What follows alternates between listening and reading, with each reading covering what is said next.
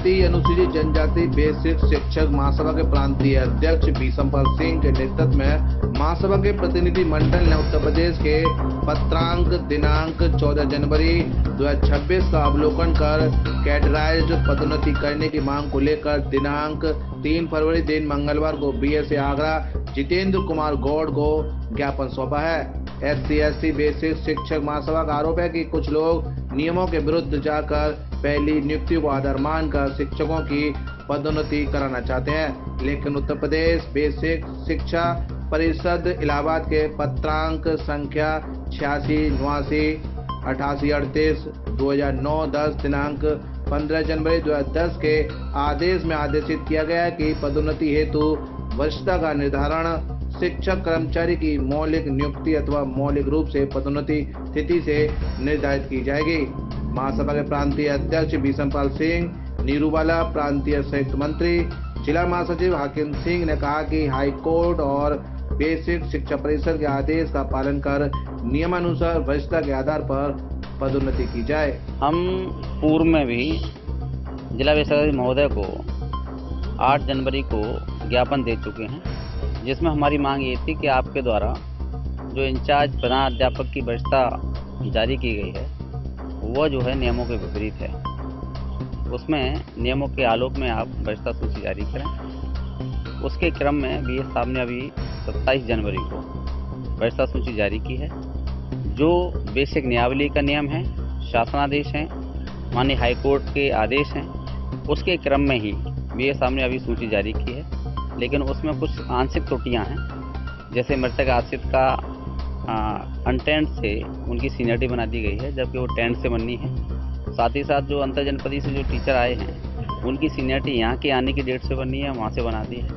कुछ ऐसे टीचर हैं जो उनकी यहाँ प्रथम नियुक्ति दिखा करके प्रमोशन में डाल दी है। कुछ आंशिक त्रुटियाँ हैं, तो अभी आज हम बीएस साहब को पुनः स्मरण कराने के लिए आए हैं कि जो आंशिक त्रुटियां हैं उनको दूर करते हुए जो नियम है उसके तहत ही आप वरिष्ठता सूची जारी करें। मेरे कहने से या किसी अन्य के कहने से या किसी के दबाव में आप जारी ना करें, जो नियम कहता है उसके तहत जारी करें। मेरा नाम नीरूवाला है, मैं प्रांतीय संयुक्त मंत्री हूँ।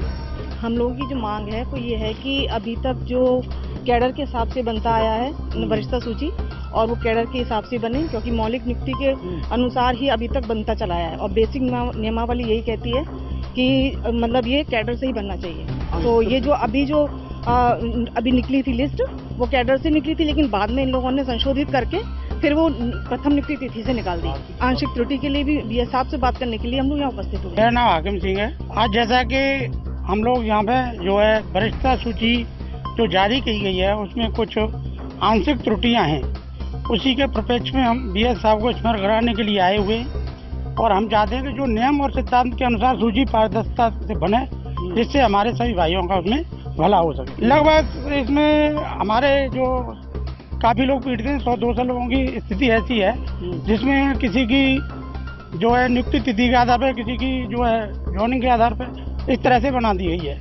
उसी को हम स्मरण कराने के लिए यहाँ सभी एकत्रित हुए। वहीं सूत्रों की माने तो कुछ संगठन अपना प्रभाव दिखाते हुए नियमों के विरुद्ध वरिष्ठता की सूची लागू कराकर पदोन्नति कराना चाहते हैं, लेकिन बीएसए आगरा जितेंद्र कुमार गौड़ का कहना है कि नियमानुसार ही वरिष्ठता के आधार पर शिक्षक एवं कर्मचारियों की पदोन्नति की जाएगी। लेकर के है वो दसवीं में वो कैडर का जो है मौलिक नियुक्ति का बात हुई है, तो उसके अनुसार जो नियमानुसार जो है कैडर के हिसाब से ही हम लोग बनाए हैं वरिष्ठता सूची। इसमें कुछ लोगों का ये है अलग अलग यहाँ पे संगठन है, तो अलग अलग चीज़ें अपनी बात रख रहे हैं। बाकी सभी लोगों की बातों को सुना जा रहा है और जो नियमानुसार सही होगा उसी को किया जाएगा।